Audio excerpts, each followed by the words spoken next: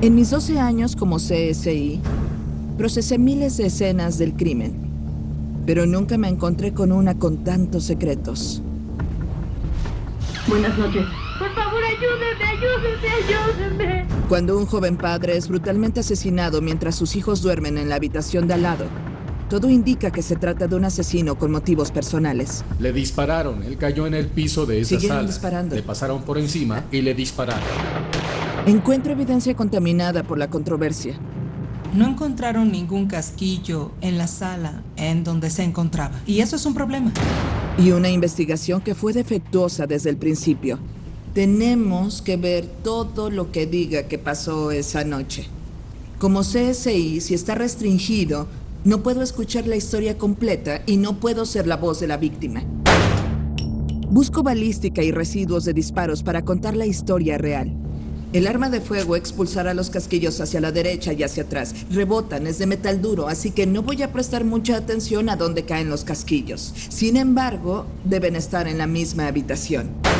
Ningún hombre dispararía a otro en los genitales, pero una mujer sí. La monogamia tal vez no estaba en su vocabulario. En un caso con un sospechoso y 2 veredictos diferentes, quiero saber qué jurado acertó. Mi nombre es Selina Burrows. Como investigadora experimentada en la escena del crimen, estoy comprometida con todos los casos, tanto infames como desconocidos. Sé que a veces la prueba más pequeña oculta la verdad y puede brindarle justicia a la víctima.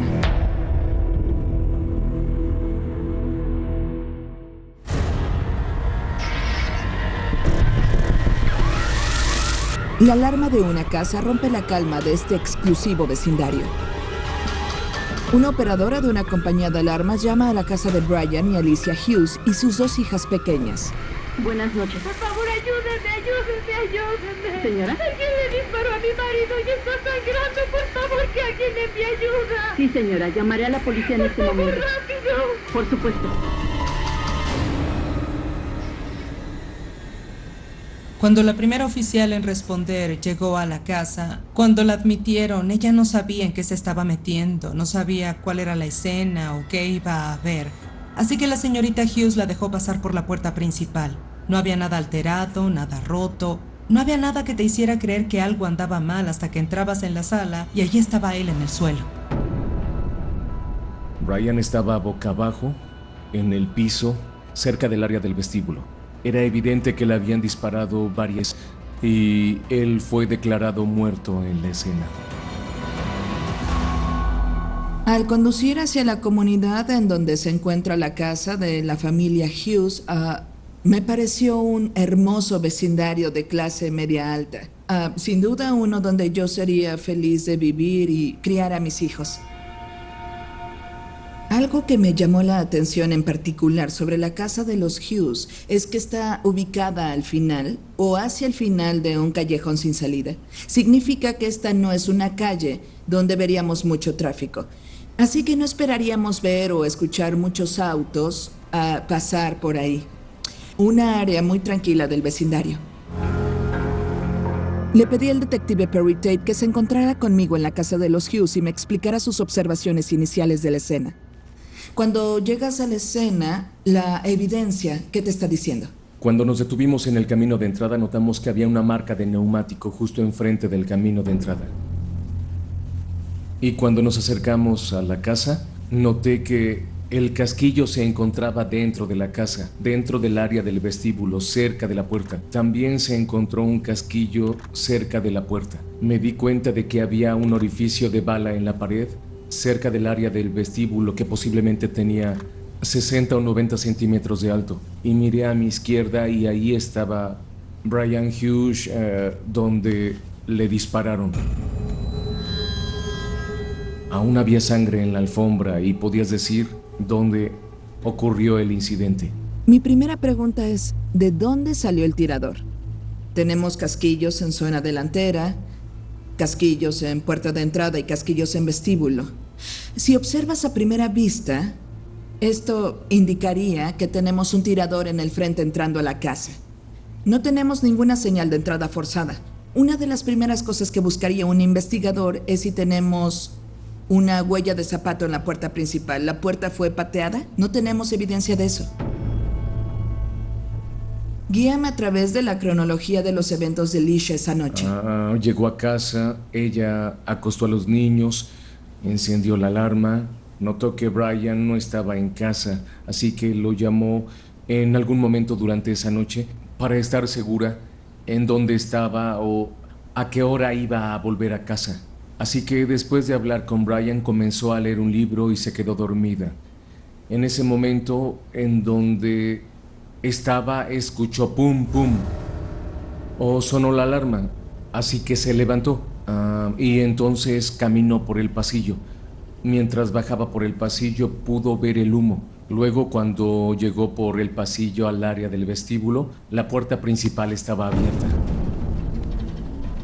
Entonces en ese momento comenzó a pensar que alguien más estaba en la casa. En ese momento temía por sus hijos. Miró a su derecha y vio a Brian en el suelo. Tocó su cuerpo, sacudiéndolo, intentando despertarlo. En un momento sintió sangre y se dio cuenta de que estaba sangrando. ¿Pero los niños seguían dormidos en el dormitorio principal? Sí, los niños dormían cuando los oficiales llegaron a la escena. Una hora después del asesinato, los niños seguían dormidos mientras los investigadores trabajaban en la escena y los miembros de la familia se reunían en la casa para consolar a Alicia. Solo puedo imaginar su dolor y conmoción. Brian y Alicia se conocieron en la secundaria. Ambos tenían 17 años. Brian era el joven norteamericano modelo, muy popular, extrovertido, algo así como el alma de la fiesta, como dicen. Alicia era la chica popular, especialmente en su escuela, en la secundaria. Ella tenía muy buena reputación, una joven muy atractiva. Fueron a la universidad. Tuvieron una relación intermitente durante los siguientes 10 años. Fue hasta 10 años después de que se conocieron en secundaria que de hecho se casaron. Se casaron cuando ambos tenían como 27 años. Ella y Brian tuvieron 2 hijas, 2 niñas, con 1 año de diferencia. Una tenía 3 años y la otra tenía 4 años en el momento de este incidente. Ambos tenían muy buenos trabajos, vivían en la clase media o clase media alta en un vecindario de la comunidad afroamericana y ella parecía vivir el sueño americano en el momento cuando esto pasó. Alicia era maestra y Brian ganaba muy bien como fabricante para la planta local de autopartes. Pero una cosa que me sorprende de la familia Hughes es su conexión con la policía local. El tío de Brian, Branham Hughes, era un funcionario de alto rango en el departamento de bomberos de Jackson. El hermano de Brian, Willie, trabajaba para el laboratorio criminal de Jackson. La esposa de Willie era empleada del laboratorio criminal de Mississippi. Así que esta familia estaba bien conectada con ese sector de Jackson. 35 minutos después de la llamada de alarma, llega el investigador de la escena del crimen y describe una escena que no se parece a nada que haya presenciado. Charles Taylor, el tipo de la escena del crimen, simplemente no lo creía. Se supone que debes tener un registro de quién entra y sale. No había ningún registro. No podía decir quiénes habían estado entrando y saliendo por la puerta principal. Cuando llegó allí, le aseguró, pero antes de que llegara era, como él dijo, la terminal Grand Central. Inusualmente, los investigadores de la escena del crimen fueron mantenidos a raya. No siguieron todos sus protocolos, que son en realidad una búsqueda exhaustiva en las instalaciones. El protocolo estándar en una escena de homicidio es que la escena se asegura, se establece un punto de entrada y salida de la escena del crimen que no sea el punto de entrada y salida que el agresor potencialmente pudo usar. Ellos protegen la escena del crimen, retirando a cualquier testigo o miembro de la familia de la escena del crimen y llevándoselos para que no pudieran observar nada de la escena del crimen o del trabajo policial que se está realizando. Charles Taylor informa que fue limitado en su alcance o sus capacidades de búsqueda en la residencia de Hughes y que ese alcance se limita al área del porche delantero o jardín, el vestíbulo y el área que rodea el cuerpo de Brian. Y solo 3 horas después del asesinato, se les ordena a los investigadores que recojan y se retiren. Tenemos que ver absolutamente todo lo que diga que pasó esa noche. Como CSI, si me restringen, No puedo escuchar la historia completa y no puedo ser la voz de la víctima. Antes de sacar conclusiones, necesito saber más acerca de la evidencia que se obtuvo. Tengo la esperanza de que la exfiscal Faye Peterson me proporcione más detalles. Y tenemos 8 disparos, 6 de los cuales dieron en el cuerpo de Brian. Sí. Solo uno de ellos es fatal. Cierto, y fue el que le dio en el pecho. El del pecho. Así es. La lesión en el pecho lo habría matado en el lugar. Se habría caído ahí mismo. Así que si le hubieran disparado en el vestíbulo lo hubieran encontrado justo ahí. Hubiera caído ahí mismo. Ahí hubiera caído. No tenemos múltiples orificios de bala en el área del vestíbulo. Sí. Pero sí tenemos orificios de bala en la alfombra donde se encontró su cuerpo. Sí, y eso es lo que esperarías si te disparan mientras estás sentado. Porque si estoy de pie en un vestíbulo, ¿cómo es que los proyectiles terminan en el hormigón, debajo de él, frente al sofá, en la sala? Tendrían que haber disparado cuando él ya estaba abajo. No encontraron ningún casquillo en la sala donde estaba. Y eso es un problema. Con tanta controversia en torno a la muerte de Brian Hughes, espero que estar en la casa donde fue asesinado violentamente me ayude a entender la historia que la evidencia está intentando contar. Siempre me llamó la atención la profunda tragedia de estar en la residencia, estar en una casa, estar en una escena del crimen donde alguien tomó su último aliento. Mi método de supervivencia como investigadora de la escena del crimen es siempre, en lugar de sucumbir a la tragedia, ir a lo que la evidencia me está diciendo, lo que tiene sentido, y ser la voz de la víctima. Algunos de los detalles que rodean la muerte de Brian para mí no están cuadrando, incluyendo los casquillos encontrados junto a la puerta. Quiero saber qué piensa el detective Tate sobre mis observaciones de la escena. Vemos que la puerta de entrada tiene un óvalo de cristal que le permitiría ver a un agresor que se aproxima a la puerta. También tiene un cerrojo con una llave que está cerrada desde el interior. Esto, para mí, presenta cierto problema con este escenario, ya que no tienen señales de entrada forzada en la casa. Correcto. Alguna persona de adentro abrió la puerta porque se necesitaba una llave para abrirla. Tuvieron que abrir la puerta. Habían puesto la alarma un par de minutos antes de que le dispararan. Claro. Y la alarma no fue desactivada y las llaves que se requerían para abrir ese cerrojo se encontraban en el área de la cocina de la residencia. No estaban cerca de la puerta principal. Nada cerca de la No. puerta principal. Pues obviamente esta es una casa que tenía reglas. Una de las cosas que supimos de la familia y los amigos es que, sin importar la hora del día o de la noche, si no llamabas y le avisabas a Brian que vendrías a la casa, no podrías entrar. Ni siquiera abriría la puerta.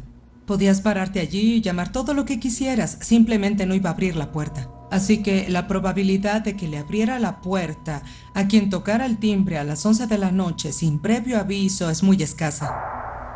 Tengo múltiples problemas con esta teoría de un tirador acercándose a la casa por la puerta principal. Tenemos un óvalo de vidrio en la puerta principal, lo que significa que si se tratara de una persona desconocida que se acerca por el camino de entrada, ¿por qué permitir que entrara un extraño? Quizás el tirador era alguien que Brian conocía, rompió sus propias reglas y abrió la puerta principal. Si él había hecho eso, ¿por qué estaban las llaves entonces en la cocina? Aún hubieran estado en la puerta, o al lado de la puerta, o en el vestíbulo. Sin evidencia de sangre en el vestíbulo, no estoy convencida de que el tirador haya comenzado a disparar en la puerta principal. Tengo una sola bala que golpeó el vestíbulo que pudo haber sido disparada desde el frente, pero también podría haber sido disparada desde el área de la sala en donde se encontraba el cuerpo de Brian. Y tiene más sentido que haya sido disparada con todos los otros orificios de bala encontrados en la alfombra, junto al cuerpo de Brian. Pero me faltan los casquillos. ¿Por qué no tengo casquillos aquí? ¿Por qué no tengo casquillos justo en el jardín delantero, antes de llegar a la puerta? Me sorprende la poca evidencia forense que se reunió la noche del asesinato. Le devolvieron la escena del crimen a la señorita Hughes demasiado rápido. No le dieron al investigador de la escena del crimen y a los detectives tiempo para regresar y hacer una búsqueda, encontrar cualquier cosa que hubieran pasado por alto en su inspección inicial de la casa. Antes de irse, los investigadores realizan una prueba de rutina de residuos de disparos en las manos de Alicia Hughes. Alicia luego empaca una maleta de viaje, toma a sus 2 hijas y se dirige a la casa de su madre. Sé que, aunque eso parecía ser lo más reconfortante, tratar a la familia con amabilidad esa noche debido a la tragedia, en última instancia no ayudó a la investigación. Y creo que debemos ser muy cautelosos en el proceso de investigación para no permitir cualquier sesgo de cualquier tipo hacia cualquier persona por cualquier motivo. Al día siguiente, los investigadores aún no tienen pistas, armas ni sospechosos del asesinato de Brian. Pero cuando leo el informe de la autopsia, revela algunas pistas sobre su asesino. Tenemos 8 tiros que se disparan, 6 de los cuales golpearon a Brian. Cuando escuchas 8 disparos, eso es casi vaciar un cargador. ¿Qué te indica eso inmediatamente como detective? Estas heridas de bala estaban por todas partes. Piernas, brazos. El disparo fatal fue en el pecho, en las manos. Un disparo fue incluso en el área de la ingle, lo que me lleva a creer que esto se trataba de algo personal en sí. Eso es un mensaje. Sí. Y también tenemos un tiro de defensa a través de la palma. Es verdad. Estos también son disparos de corto alcance que indican que permitiste que alguien se te acercara demasiado. Así es. Lo cual es de nuevo personal. Es correcto. Es más evidencia para sospechar que Brian conocía a su asesino.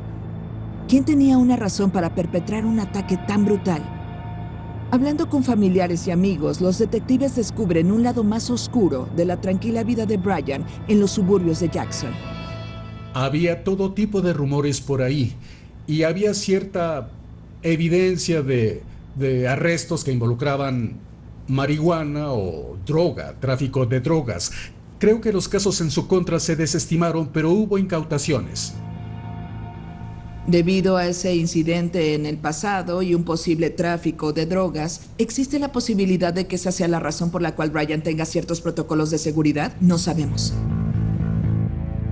Le pregunto al abogado Dennis Sweet si el pasado de Brian proporciona alguna información sobre su asesino.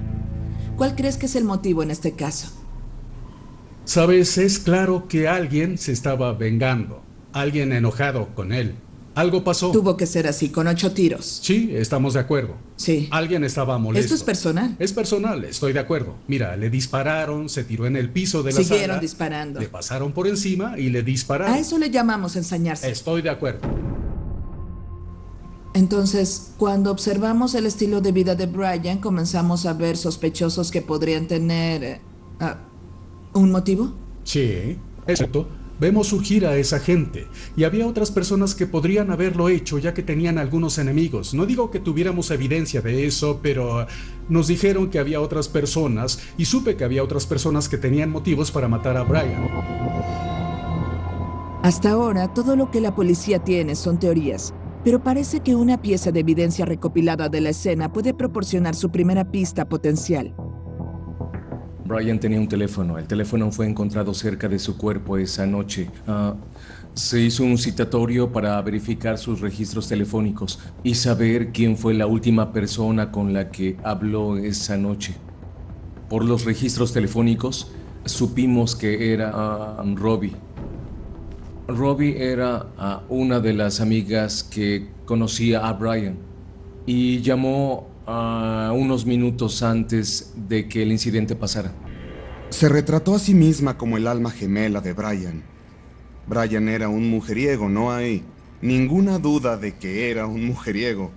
Resultó que tenía al menos 2 aventuras extramatrimoniales mientras estuvo casado con Alicia Hughes. Tuvo relaciones intermitentes con muchas mujeres diferentes y la monogamia tal vez no estaba en su vocabulario.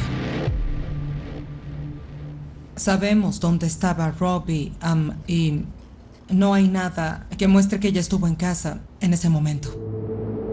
Robbie está absuelta de cualquier participación en el asesinato, pero la policía quería saber más sobre su última conversación con Brian. Esa conversación después sería muy importante porque nos ayudó a conocer las personas y los lugares en donde había estado en las horas previas a su muerte. Había ido a un jardín de olivos con su hermano, salió con su hermano, había pasado por la casa de esta joven, no entró, habló con ella por teléfono y volvió a casa. Quiero saber sobre cualquier información adicional que Robbie haya proporcionado sobre el tiempo previo al asesinato de Brian. Entonces, sabemos que Brian hablaba por teléfono con Robbie Rayford cuando llegó a casa. Así es. Él entró, puso la alarma, dejó sus cosas y siguió con su conversación por teléfono. Tenemos los registros de llamadas para mostrar que la llamada se realizó para respaldar la información de Robbie Rayford. La tenemos escuchándolo poner la alarma. Todo hasta este punto sabemos que es un hecho. Todo está coincidiendo, Sí. se alinea con la declaración del testigo. Ok. Pero la clave está en los detalles y con las declaraciones de Robbie pudieron rastrear los detalles. Pero no obstante, aún estaba una conversación con Robbie y luego dijo, oye, está bien, te llamo después. Para Robbie, la frase "te llamo después" tiene un significado muy específico. Rayford dijo que ella y Brian tenían un código para cuando Alicia estuviera ahí en la habitación. Brian en realidad estaba usando ese código para decir que Alicia estaba en la habitación. Los informes sobre el caso de Brian establecen una línea de tiempo clara en torno a sus últimos momentos. Podría ser la clave para descubrir qué sucedió realmente. Entonces Brian le dijo el código a Robbie, "te llamo después". Lo que Robbie entiende que significa, Alicia está en la habitación. Después de que termina esa llamada a las 11:12, Alicia está en la habitación y cuelga. 2 minutos después es cuando suena la alarma en la residencia. Así que a las 11:26 tenemos a la primera operadora, Joanna Archie, comunicándose a la casa. Entre las 11:14 y las 11:26, Alicia está sola en la casa. No sabemos qué está sucediendo en ese lapso de tiempo. Si Alicia estaba en la habitación mientras Brian hablaba por teléfono, pone en duda toda su historia. Los investigadores la vuelven a interrogar sobre sus movimientos el día del asesinato. El fin de semana del Día de los Caídos, Alicia había salido de la ciudad para lo que ella llamaba un viaje de amigas.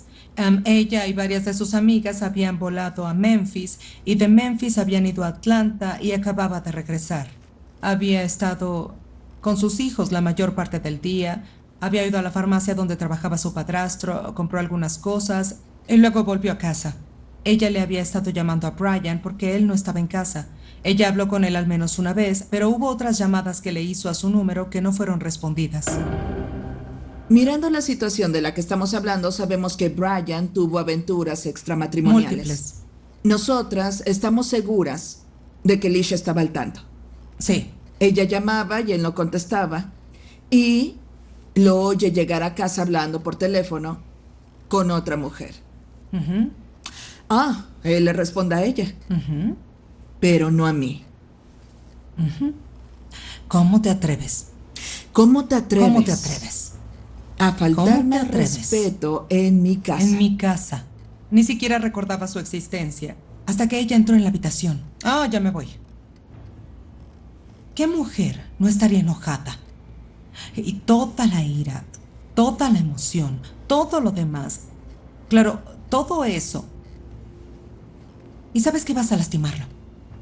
Estoy harta de esto, estoy tan harta de esto, estoy tan harta de ti, estoy harta de esto, esto no es, así no es como quería que fuera mi vida.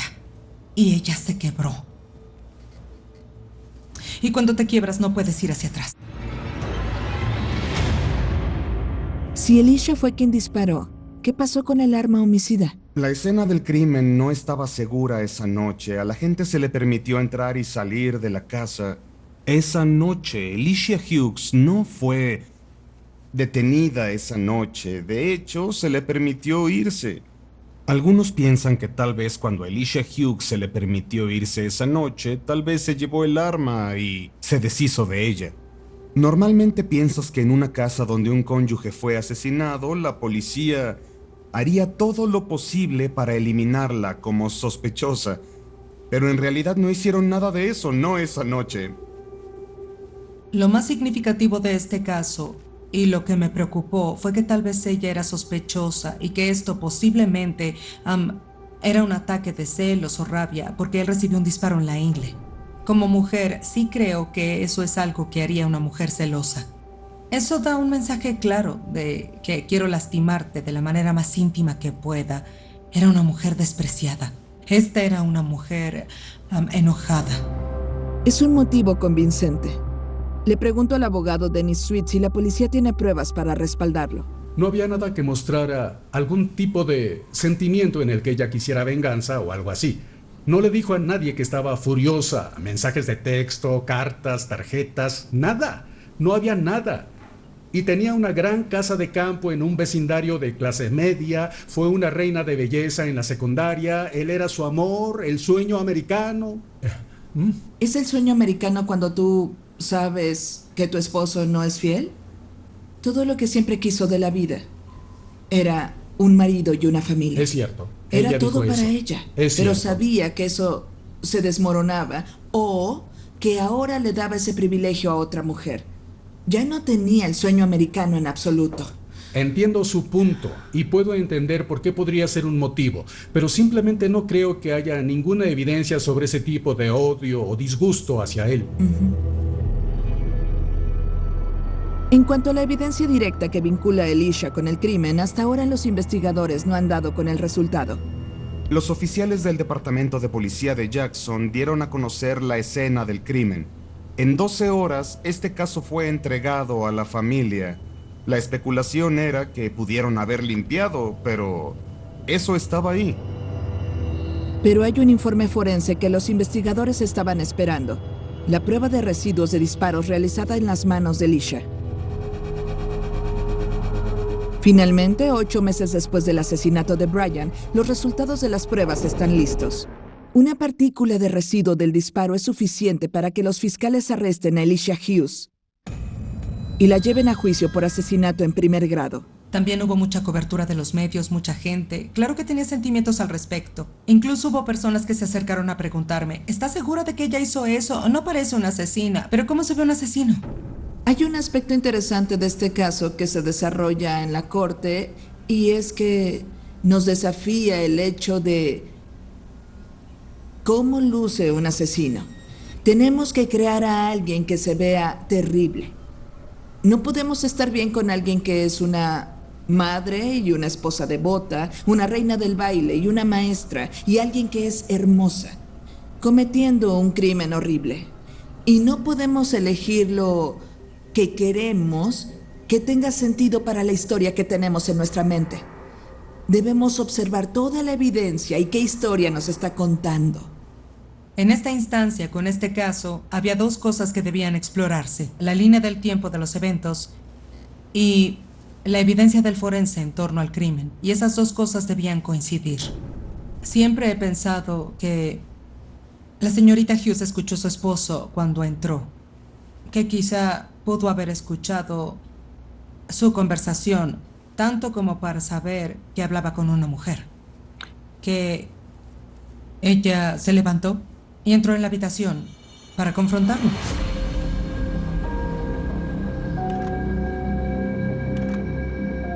Ese fue el último momento en que alguien pudo decir que realmente escuchó su voz y que Brian estaba vivo. Y eso fue a las 11:12 cuando Robbie dijo, me tengo que ir. Me tengo que ir.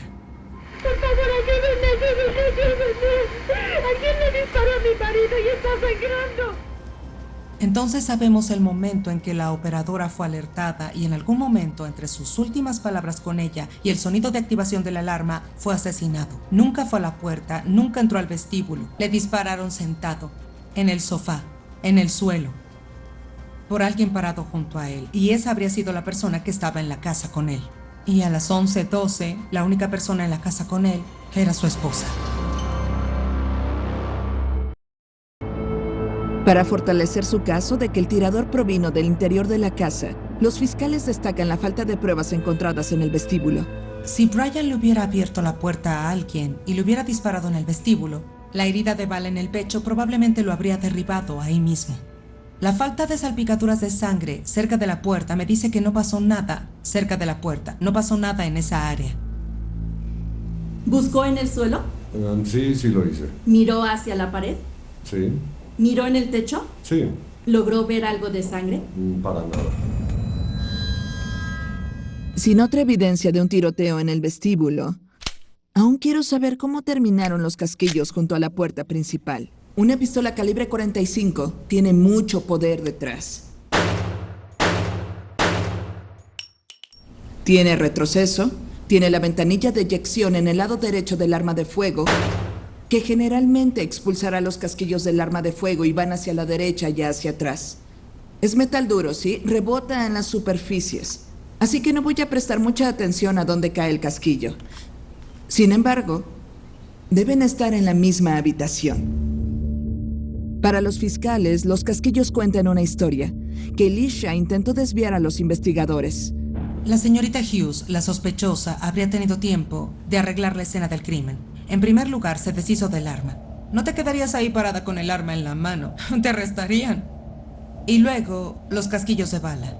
¿Qué harías con ellos? Lo más fácil es tirarlos afuera, porque si los dejamos en la casa, en donde están, no tendría ningún sentido. Y ella habría visto esos casquillos en el piso y tal vez en su prisa los tiró. La teoría funciona, pero la fiscalía necesita probar que Alicia manipuló los casquillos. La posición del Estado, porque los casquillos estaban afuera, fue que ella entró, los recogió y los tiró por la puerta para que pareciera que alguien había salido. Pero eso solo era especulación, no había evidencia de eso, y no había huellas dactilares, lo que es más consistente de que ella no lo hizo. Uno de los oficiales se había movido retirando los casquillos. Quitaron los casquillos para sacar la camilla por la puerta principal. Intentaban tomar este pequeño dato y hacer algo con él, y no creo que resultara ser lo que creyeron que mostraría. Así que vemos que el investigador de la escena del crimen, Charles Taylor, procesa estos casquillos disparados en busca de huellas dactilares. Pero no vemos huellas dactilares útiles y eso no es impactante. Por lo general, con casquillos disparados es difícil obtener evidencia de huellas dactilares. ¿Por qué pasa eso? Las huellas dactilares son principalmente agua. Y por el simple hecho de que los casquillos de los cartuchos se expulsan a través de un proceso de fuego, se sobrecalientan cuando pasan por este proceso. El agua se consume en ese proceso. Entonces no solemos ver huellas dactilares en los casquillos disparados. Además, la superficie de los casquillos es muy pequeña, así que no vemos mucha área de superficie que nos dé espacio para una huella digital. Los fiscales abordan el misterio de las niñas dormidas. Sé que Alicia esa tarde del homicidio estaba visitando a un farmacéutico. ¿Se les dio a las niñas algo para ayudarlas a dormir esa noche? Lo primero que pensé fue que lo hizo porque pensó que habría discusión cuando Brian llegara a casa y no quería que se despertaran y los oyeran pelear. Expuse esta teoría al abogado defensor Dennis Sweet. Un par de personas dijeron que era difícil despertar a las niñas. ¿Podría haber habido una dosis de Benadryl? ¿Podría haber alguna razón por la que ambas niñas durmieron tan profundamente? 8 tiros de una 45. Tiros en la casa y las niñas nunca se despiertan. Es un comportamiento raro. Y que Dios los bendiga por dormir mientras ocurría. No tenían que experimentar eso. Entonces durmieron mientras tanto. ¡Qué bendición! Que estuvieran dormidas. Sí, porque no hay evidencia de que estuvieran drogados. ¿Dónde está la evidencia? No tenían drogas en la casa. No había nada. Los fiscales recurren a la cuestión del motivo. Revelan que Alicia recibió un pago del seguro de vida de $250,000.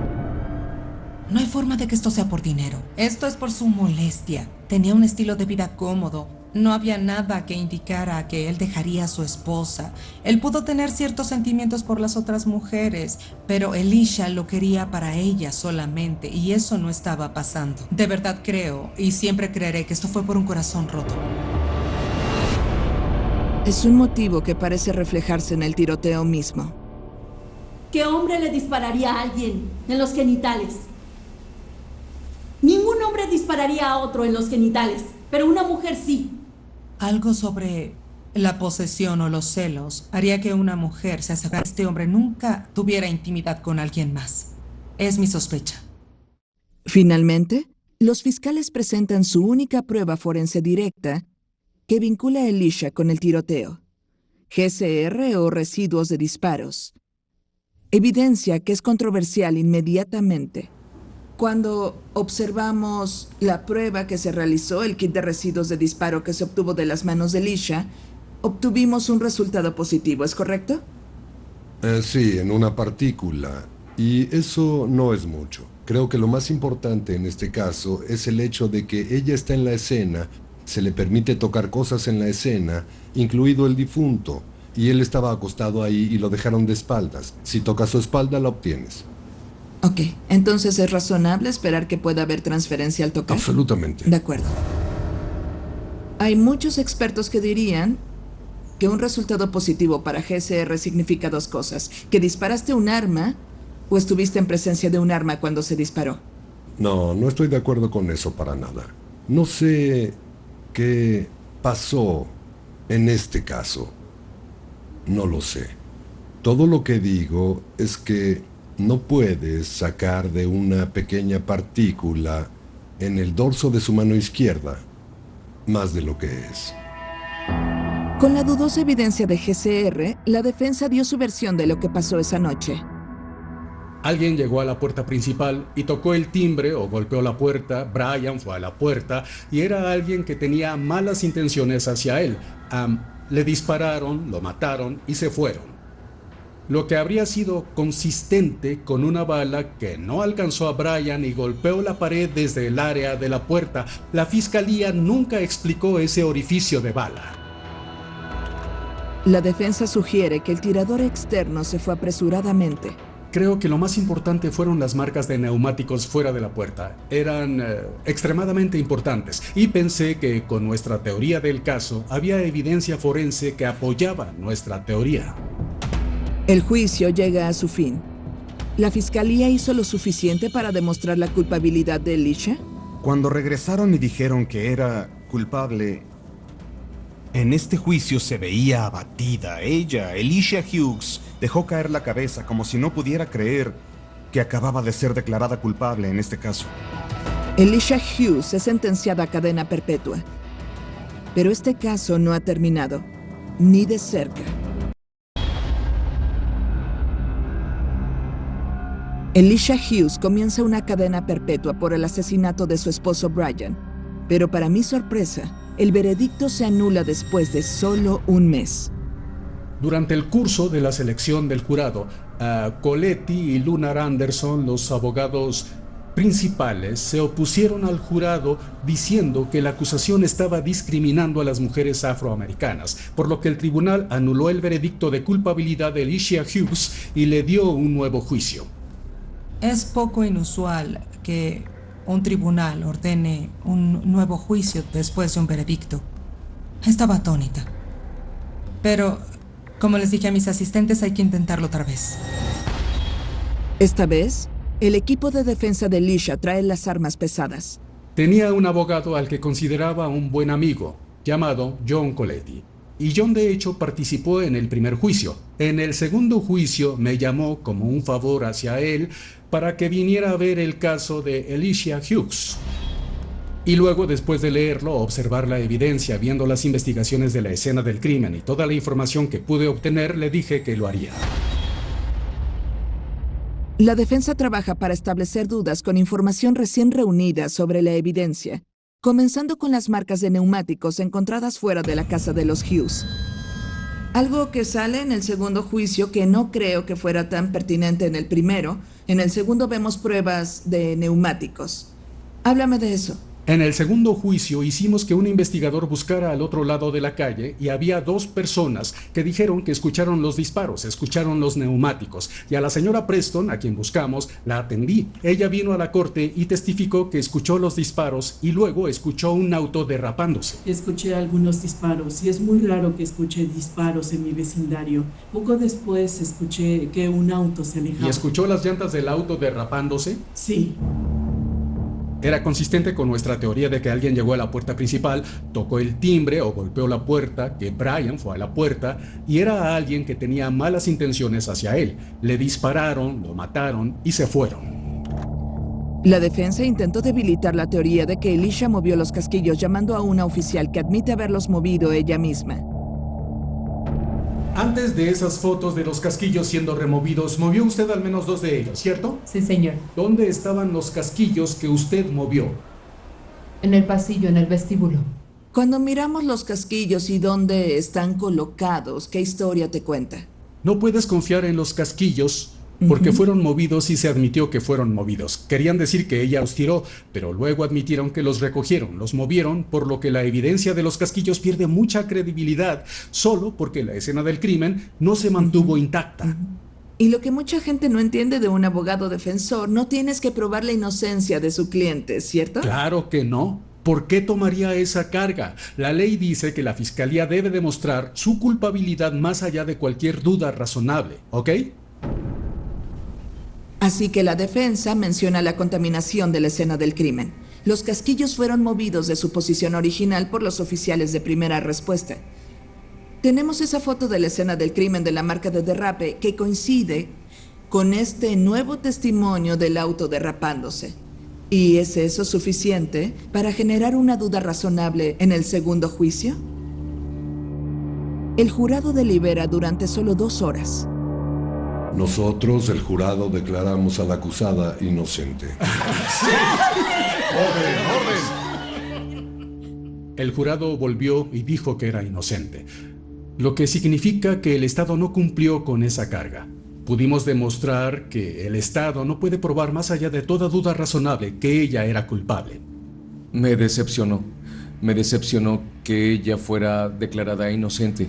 Solo tienes que vivir con el veredicto del jurado. Estaba preocupada por la familia. Claro, porque tuvieron que pasar por este juicio 2 veces. Y eran personas realmente decentes. Fue difícil. Fue muy duro para ellos. Para sus padres. De verdad. Estaban heridos, pero son fuertes. Y la vida sigue adelante. Hasta el día de hoy, Alicia sostiene que no participó en el asesinato de Brian. Alicia fue declarada culpable e inocente. Y ciertamente una de esas veces nos equivocamos. Ahora la evidencia no puede fallarnos. Y solo fallamos en la interpretación de la evidencia. Y lo que no me gusta de nuestro sistema es que es como una cafetería en la que vemos a la gente pasar en la fila y solo eligen las pruebas que respaldan la narrativa que desean retratar. Necesitamos ver todo, porque de nuevo, es en la totalidad de la evidencia donde se nos dice lo que pasó esa noche. Y creo que es increíblemente trágico que nuestro sistema nos haya fallado, al menos una vez.